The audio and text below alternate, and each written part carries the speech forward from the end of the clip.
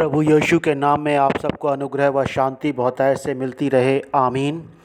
पहला पतरस उसका 3 अध्याय उसका 9वां वचन इस प्रकार लिखा है, बुराई के बदले बुराई मत करो और ना गाली के बदले गाली दो, पर इसके विपरीत आशीष ही दो, क्योंकि तुम आशीष के वारिश होने के लिए बुलाए गए हो। 10वां वचन, क्योंकि जो कोई जीवन की इच्छा रखता है और अच्छे दिन देखना चाहता है, वो अपनी जीभ को बुराई से और अपने होठों को छल की बातें करने से रोके रहे। वो बुराई का साथ छोड़े और भलाई ही करे। वो मेल मिलाप को ढूंढे और उसके यत्न में रहे, क्योंकि प्रभु की आंखें धर्मियों पर लगी रहती हैं और उसके कान उनकी विनती की ओर लगे रहते हैं, परंतु प्रभु बुराई करने वालों के विमुख रहता है। प्रभु के वचन के पढ़े सुने जाने पर आशीष हो, आमीन। प्रभु के जनों को, विश्वासियों को गाली के बदले गाली क्यों नहीं देना चाहिए, या बुराई के बदले बुराई क्यों नहीं देना चाहिए। परमेश्वर के लोगों को आज्ञा दी गई है कि बुराई के बदले बुराई मत करो, गाली के बदले गाली मत दो। उसका उत्तर भी समझाया गया है, क्योंकि तुम आशीष के वारिस होने के लिए ठहराए गए हो, तुम आशीष के वारिस होने के लिए बुलाए गए हो। और उसका भी एक कारण बताया गया है पुराने नियम से, भजन 34 से, जो राजा दाऊद ने लिखा।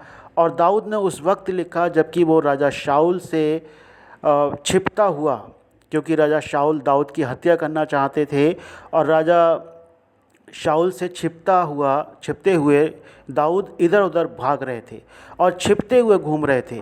हालांकि दाऊद के अंदर ताकत थी, सामर्थ्य थी कि वो राजा शाऊल को घात कर सकें, क्योंकि परमेश्वर ने भी 2 बार दाऊद के हाथों में शाऊल को कर दिया, लेकिन फिर भी दाऊद ने अपना हाथ परमेश्वर के अभिषिक्त पर चलाना नहीं चाहा और उसने उसको छोड़ दिया। परमेश्वर ने 2 बार शाऊल को दाऊद के हाथों में किया, लेकिन दोनों ही बार दाऊद ने उसको नहीं मारा और उसको छोड़ दिया।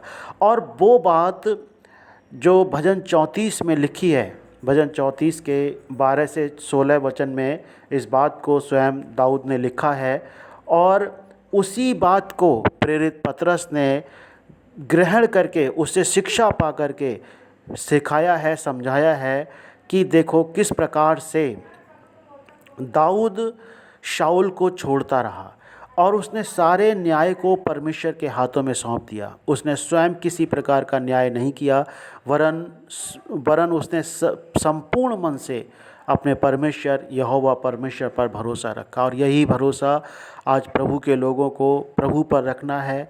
अगर कोई बुराई करता है तो उसको परमेश्वर के हाथों में सौंपना है, बुराई के बदले बुराई नहीं करना है, गाली के बदले गाली नहीं देना है। आप पाते हो शाऊल को मार दिया गया, शाऊल के घराने को नष्ट कर दिया गया, लेकिन वो दाऊद के द्वारा नहीं घात किया गया।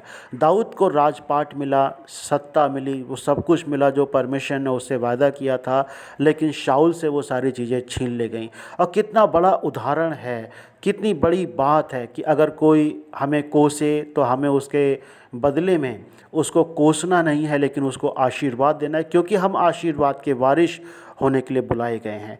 और इसी प्रकार से कोई हमें अगर श्राप दे, कोई कोसे, कोई गाली दे, कोई बुराई करे, कोई बुरी बात हमारे खिलाफ़ करे, जैसा शाऊल लगातार करता जा रहा था दाऊद के खिलाफ़, लेकिन दाऊद ने हाथ नहीं उठाया, लेकिन परमेश्वर ने दाऊद को ऊंचा उठाया, क्योंकि वो दाऊद आशीष का वारिश होने के लिए बुलाया गया था। सो प्रभु आपको आशीष दे। सबको जय मसीह की।